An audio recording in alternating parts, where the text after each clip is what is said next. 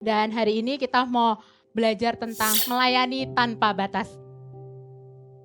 Melayani tanpa batas seringkali kita berasumsi, kita berpikiran, mindset kita kalau melayani itu pasti di mimbar gereja, pasti di gedung gereja. Padahal melayani bisa aja di teman-teman yang kerja, bisa di dunia pekerjaan kalian.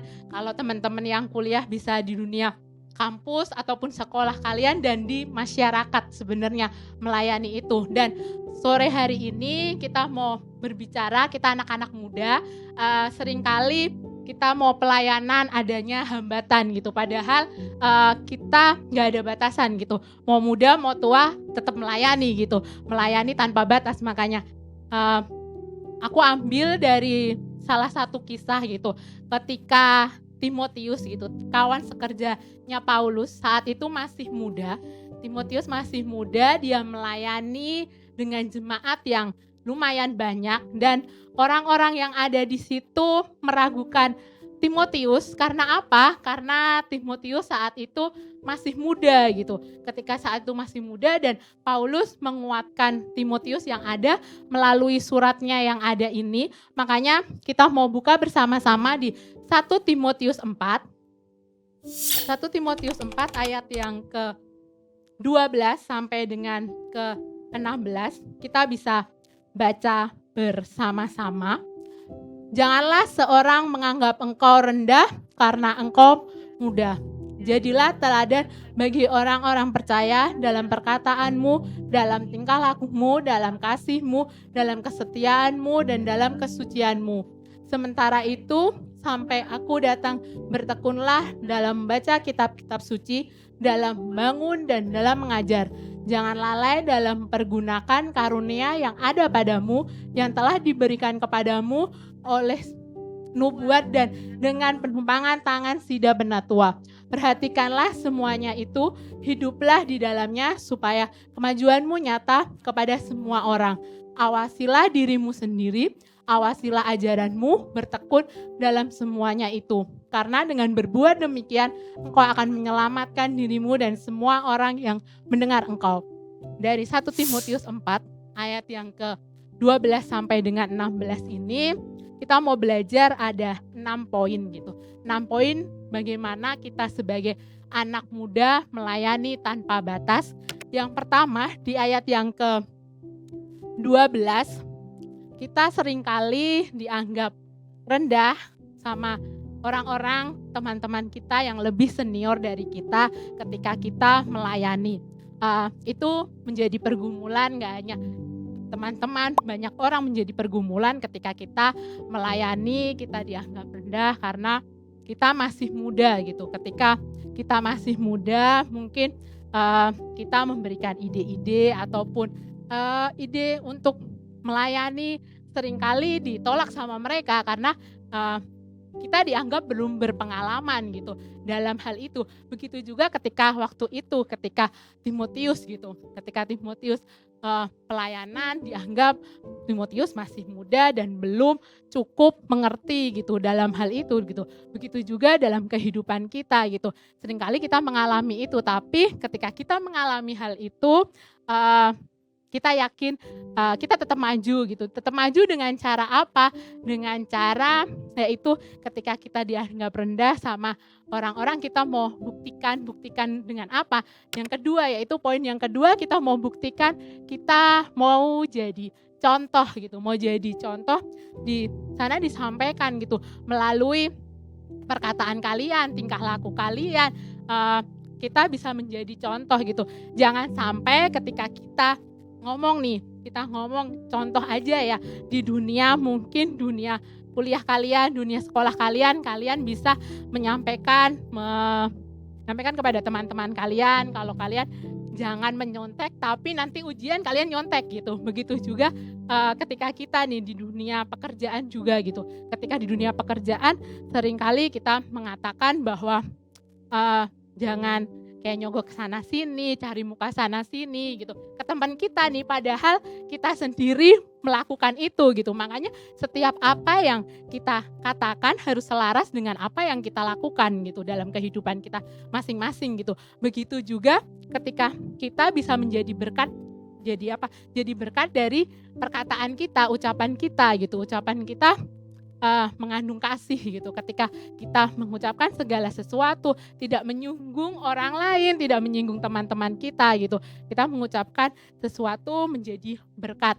Maka orang-orang yang melihat kita, yang tadi merendahkan kita, dia bisa melihat bagaimana kehidupan kita bisa menjadi contoh, dan mereka akan berpikir kembali, berpikir ulang untuk menganggap kita rendah dan gak mampu untuk menjalani itu gitu. Yang ketiga poinnya adalah kita mau belajar setia gitu. Ketika tadi pasti jelas ketika kita menjadi anak muda ditolak dengan ide-ide kita, pasti ada rasa down dan rasa malu, pasti ada gitu. Dan ketika itu kita mau belajar untuk tetap semangat dan setia dan bertekun gitu. Di ayat yang ke-13 disampaikan, sementara itu sampai aku datang bertekunlah dalam membaca kitab suci, dalam membangun dan dalam mengajar gitu. Kita tetap setia dengan apa yang Tuhan percayakan dalam hidup kita gitu. Ketika kita dalam perkara kecil Tuhan percayakan dalam hidup kita, Tuhan telah percayakan perkara yang besar gitu. Begitu juga kayak ada contoh gitu. Contoh ketika kita hidup di dunia pelayanan kita, mau di sekolah ataupun di kuliah. Contohnya ketika kita dipercayakan untuk memimpin awalnya small group gitu, ketua small group gitu.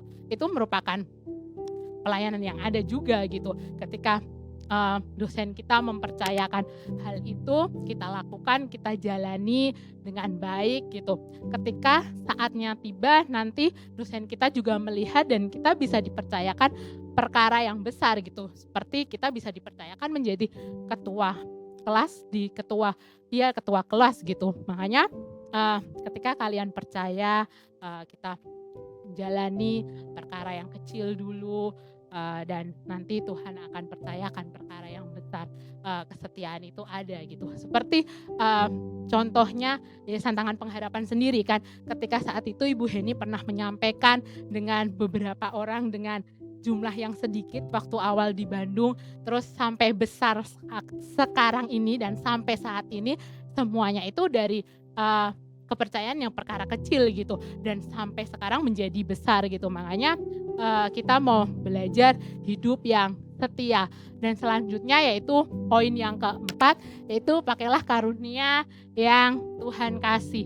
Janganlah lalai dalam pergunakan karunia yang ada padamu, yang telah diberikan kepadamu oleh nubuat dan dengan penumpangan tangan sida-sida penatua.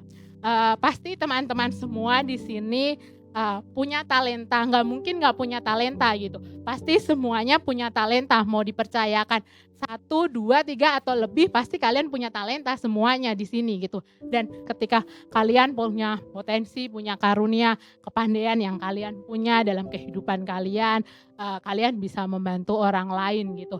Dan begitu juga kalian punya karunia, potensi seperti kalian bisa main musik atau nyanyi gitu. Kalian bisa membantu teman kalian juga gitu. Karunia yang kalian punya, potensi, talenta yang kalian punya, kalian bisa berikan, bisa kalian berikan untuk melayani Tuhan. Dan poin selanjutnya yaitu poin yang kelima, kita mau belajar di 1 Timotius 4 ayat yang ke-15, bagaimana kita bisa hidup berdampak. Perhatikanlah semuanya itu, hiduplah di dalamnya supaya kemajuanmu nyata kepada semua orang. Ketika kita hidup berdampak gitu, berdampak pasti hal yang positif gitu. Kita harus berdampak hal yang positif bagi siapa? Bagi semua orang di sekitar kita, di dunia pelayanan kita, di dunia sekolah, kerjaan kita gitu. Ketika kita bisa berdampak positif bagi mereka, tapi jangan lupa gitu, berdampak dulu positif bagi keluarga kalian gitu. Jangan sampai ketika kalian bisa berdampak baik di luar sana, terus kalian hubungannya sama papa mama, sama kakak adik, nggak ada hubungan harmonis gitu. Kalian keluar dari rumah bisa terlihat hebat, tapi di dalam rumah tidak ada dampak positif sama sekali gitu di rumah kalian gitu. Makanya berawallah hidup dan berdampak dari keluarga kalian masing-masing gitu.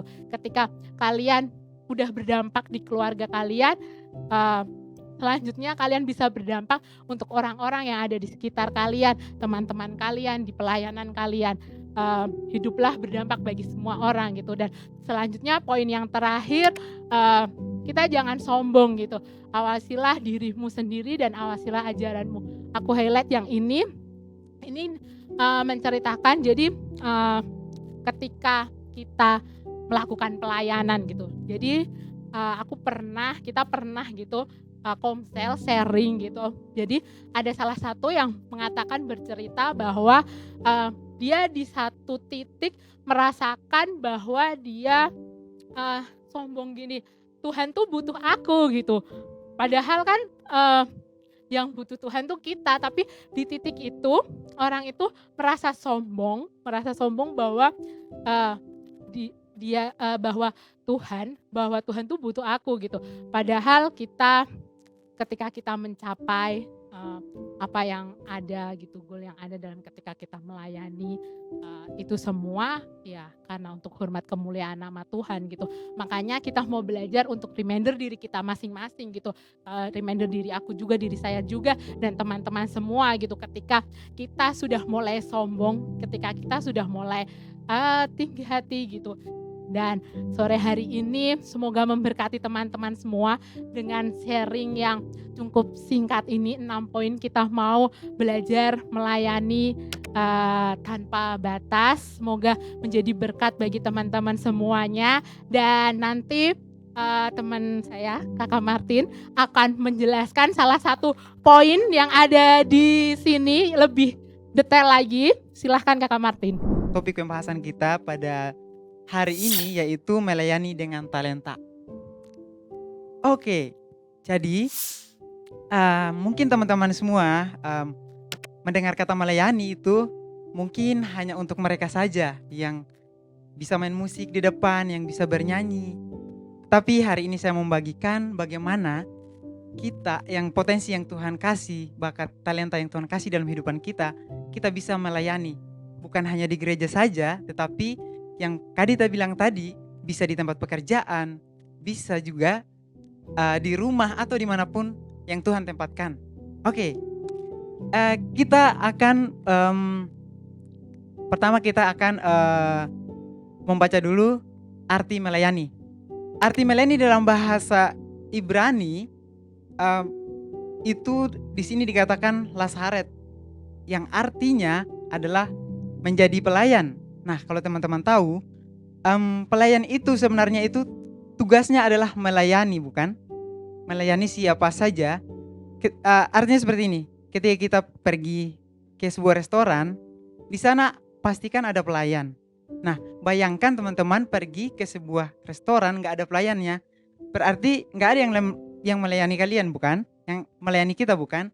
Nah, makanya sangat penting di sini kita harus menjadi seorang pelayan, menjadi pelayan-pelayannya Tuhan. Bagaimana orang itu mau datang sama Tuhan kalau kita nggak mau menjadi pelayan? Saya akan membacakan di sini secara keseluruhan dari arti menjadi pelayan ini.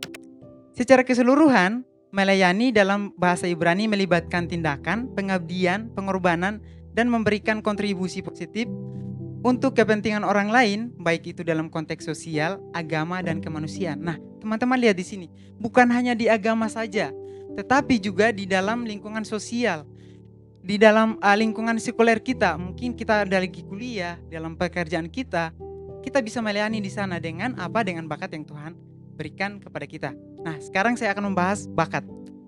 Bakat adalah sesuatu yang Tuhan kasih dalam kehidupan kita sejak kita lahir, bukan? Potensi yang Tuhan kasih atau yang dibawa sejak lahir katanya. Nah, namun berbeda dengan talenta. Talenta dalam perumpamaan tentang talenta. Talenta itu ternyata adalah sebuah mata uang pada zaman itu, pada zaman di Alkitab itu adalah nilai mata uang di mana satu talenta itu bernilai 6.000 dinar. Dan 1 dinar itu adalah upah satu orang bekerja 1 hari. Jadi betapa besarnya sebuah talenta dalam satu talenta itu gitu yang Tuhan kasih. Nah, di sini saya meng-highlight bahwa talenta itu sebenarnya sebuah modal yang bisa kita kembangkan untuk bisa melayani Tuhan, bukan? Kita sudah diperlengkapi, sudah dimodalkan oleh Tuhan sebuah talenta untuk melayani Tuhan. Jadi saya punya talenta tersendiri, teman-teman semua punya talenta tersendiri, dan kita punya talenta itu berbeda. Ada yang 1, ada yang 2, ada yang 3, ada yang 4, ada yang 5, ada yang 10. Nah, Tuhan kasih itu beda-beda dalam kehidupan kita. Jadi pergunakanlah talenta yang Tuhan kasih dalam kehidupanmu untuk melayani Tuhan. Jadi di sini saya menulis bahwa jadi bakat atau talenta itu adalah modal yang Tuhan kasih dalam diri kita sejak lahir dan dikembangkan supaya kita bisa melayani Tuhan. Hari ini saya mau tanya teman-teman, bakat apa yang saat ini? Apakah teman-teman sudah mengetahui bakat kalian? Sudah? Kalau sudah, puji Tuhan. Tapi kalau yang belum, oke, kita bahas sama-sama. Saya mau kasih tips bagi kita semua untuk bisa mengetahui bakat yang Tuhan kasih dalam kehidupan kita. Pengkhotbah 9 ayat 10 berkata bahwa apa yang dijumpai tanganmu untuk dikerjakan, kerjakanlah itu. Nah, teman-teman, kuncinya di sini. Untuk tahu bakatmu di mana, bakat kita di mana, kita mengerjakan apa yang di depan kita. Bagaimana mungkin Tuhan bisa memperlihatkan potensimu, bakatmu tanpa mengerjakan apa yang di depan matamu? Tuhan, kita berdoa, Tuhan kasih saya bakat mana, kasih tunjuk bakat saya di mana. Ternyata kita apa yang di depan mata kita nggak mau kerjakan. Tuhan gak bakalan langsung turun dari atas suruh malaikatnya jedar, kasih tahu, ini bakatmu loh. Enggak, cara kerja Tuhan bukan begitu. Tapi Tuhan mau kita mengerjakan apa yang ada di depan kita. Apa yang dijumpai tanganmu, kerjakanlah itu. Supaya apa? Supaya Tuhan menunjukkan jalan-jalannya. Saya ini dulu, kalau teman-teman semua ya, pasti sebelum kuliah pasti akan struggle banget dengan namanya jurusan. Saya itu dulu nggak tahu potensi saya di mana. Sampai mau kuliah pun itu sampai semua kampus tutup, saya belum daftar kuliah. Padahal dari awal setelah lulus saya udah nyari-nyari kampus, nyari kemana-mana. Tapi karena saya nggak tahu potensi saya di mana, saya bingung. Saya nggak tahu mau ambil apa. Dan dengan ayat ini saya diingatkan bahwa saya belajar. Ternyata saya mulai mengerjakan apa yang Tuhan kasih di depan mata saya. Saya mengerjakan dengan sungguh-sungguh. Ternyata di situ Tuhan buka jalan dan Tuhan bilang, bakatmu di sini loh Martin, bakatmu di sini loh. Dan sampai hari ini bakat saya udah temukan dan saya tingkat kembangkan, dan itu akan menjadi sebuah pekerjaan saya gitu. Bagaimana sih kita bisa pelayanan dengan bakat yang kita miliki? Poin yang pertama adalah kita cari tahu dulu bakat kita apa. Mungkin bakatmu hari ini memasak. Dengan kamu bisa memasak, kamu bisa memasak dengan baik. Kamu bisa masak buat mamamu, buat orang tuamu, buat sanak saudaramu. Itu adalah pelayananmu. Dan buat pacarmu juga, boleh itu, boleh. Buat pacarmu juga, buat mertuamu juga, itu adalah sebuah pelayananmu. Jadi temukan dulu bakatmu di mana. Nah, ketika sudah temukan bakatmu di mana, poin yang kedua, temukan cara untuk mengaplikasikan bakat kita, bakat Anda atau bakat saya juga. Kita temukan nih, sekiranya di mana yang perlu bakat kita. Mungkin hari ini kau punya bakat mengajar, atau hari ini kau punya bakat untuk desain mungkin, atau kau punya bakat ngedit. Carilah komunitas-komunitas itu. Carilah di mana yang kau bisa mengaplikasikan bakat tersebut gitu. Supaya apa? Supaya nama Tuhan dipermuliakan. Supaya bakat yang Tuhan kasih dalam hidupmu itu tidak sia-sia, bukan? Yes. Oke, poin yang ketiga. Cari kesempatan untuk berkontribusi. Nah, ketika Tuhan sudah kasih tahu nih bakatmu di mana, cari tempat untuk berkontribusi. Jangan hanya tidur di kamar saja atau hanya duduk-duduk saja, tapi cari di mana potensi yang saya miliki ini di mana. Ketika kau punya potensi untuk mengajar, mempunyai pengalaman untuk mengajar, mungkin kayak punya kelebihan untuk mengajar, carilah di mana yang dibutuhkan. Mungkin di sini banyak bukan pemulung-pemulung anak-anak yang juga bisa sekolah, ajarin mereka. Karena potensi yang ada dalam dirimu itu besar dan Tuhan kasih. Amin. Terus poin yang keempat di sini, berikan waktu dan energi. Nah, ini yang paling susah sebenarnya. Di dalam pelayanan itu nggak ada namanya nggak berkorban. Berkorban waktu, berkorban pikiran, berkorban tenaga, berkorban bahkan materi gitu. Itu semua, itu yang kita korbankan. Tantangan dalam pelayanan adalah itu. Maukah engkau pakai talentamu, maukah engkau pakai bakatmu untuk melayani dan berkorban dengan waktumu, dengan energimu, dengan materimu? Mau? Saya melihat di sini adalah orang-orang yang mau berkorban. Amin. Tepuk tangan buat Tuhan kita yang luar biasa. Oke. Poin yang kelima adalah tetap rendah hati dan bersedia belajar. Teman-teman, dalam pelayanan itu kalau kita sombong, kita akan gak dipakai Tuhan. Tapi orang yang rendah hati, orang yang mau belajar, itu akan dipakai Tuhan. Bagaimana mungkin engkau datang dengan talentamu terus kau bilang, saya ini pintar mengajar, saya ini pintar begini. Kalau bisa berikan saya kesempatan untuk mengajar.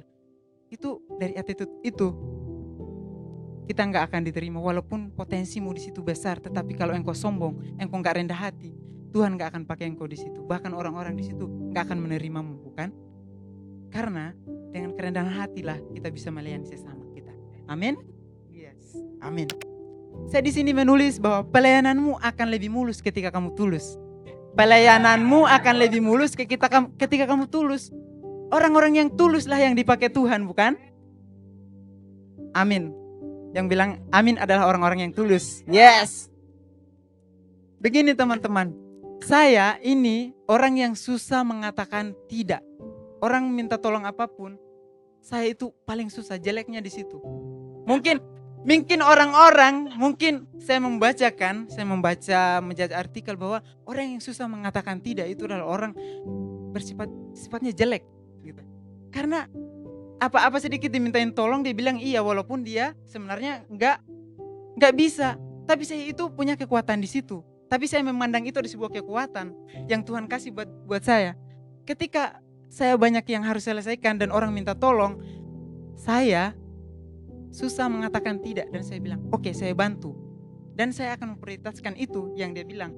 Tapi luar biasanya di situ, Tuhan memberikan hikmat, Tuhan memberikan kebijaksanaan untuk mengerjakannya. Walaupun orang yang tadi yang minta tolong mungkin dia kerjain 2 jam, saya bisa ngerjain 1 jam. Atau mungkin orang yang tadi yang mengerjakannya 1 jam, saya bisa mengerjakan 30 menit. Itu karena apa? Karena saya mengerjakan dengan tulus. Dan kalau kita tulus mengerjakan sesuatu, apapun rintangannya, apapun tantangan, Tuhan pasti akan buka jalan. Amin. Amin. Pelayananmu akan lebih mulus ketika kamu tulus. Yes. Berikan tepuk tangan buat Tuhan kita.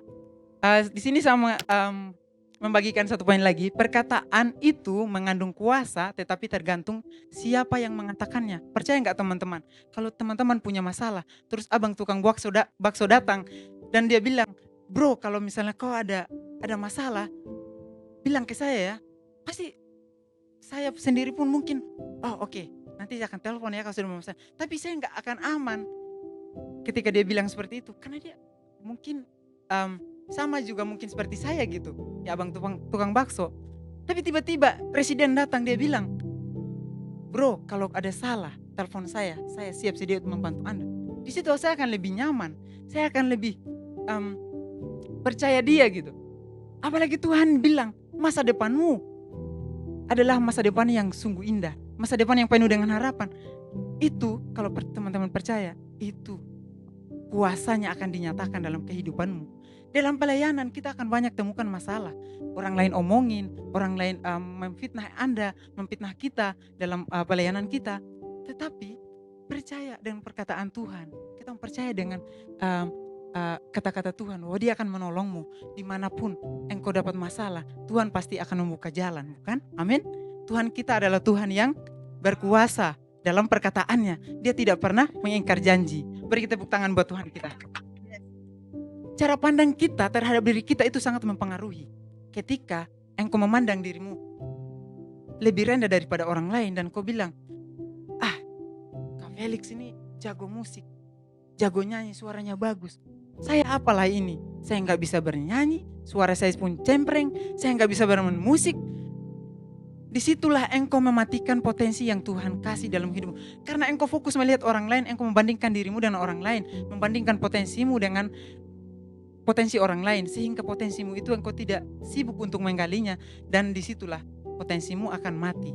Tetapi kalau kita fokus dengan potensi kita, mungkin saya nggak bisa bernyanyi dengan baik, mungkin suara saya cempreng, mungkin saya tidak bisa bermain musik dengan baik, tetapi kita percaya bahwa Tuhan itu taruh sesuatu dalam hidupmu. Sekecil apapun potensi itu yang Tuhan kasih engkau kembangkan, itu akan berdampak sangat besar bagi hidupanmu. Yang terakhir adalah melayani bukan tuduhan tetapi sentuhan.